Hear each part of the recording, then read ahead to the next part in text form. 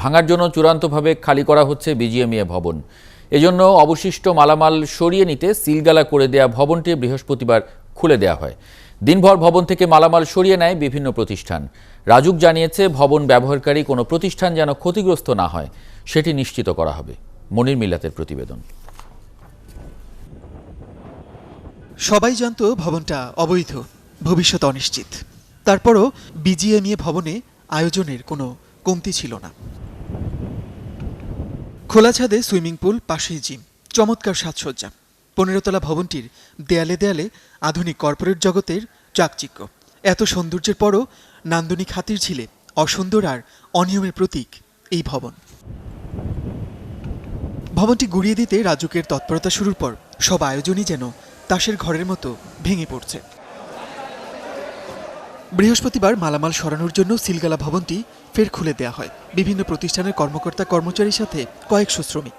মালামাল সরিয়ে নেয়ার প্রাণান্ত চেষ্টা সবার। ফাইল, আসবাবপত্র, টেলিভিশন, শীতাতপ নিয়ন্ত্রণ যন্ত্র সব গুটিয়ে অবৈধ ভবন ছেড়ে নতুন ঠিকানার পথে প্রতিষ্ঠানগুলো।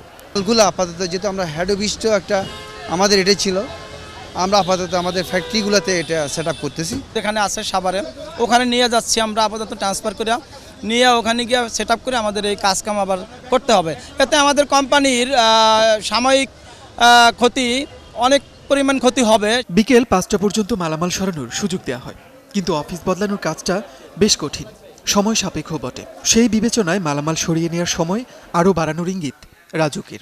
সুপ্রিম কোর্টের অ্যাপিল ডিভিশনের আদেশ হলো এই ভবনটার ডেমলিশ করতে হবে, অপসারণ করতে হবে।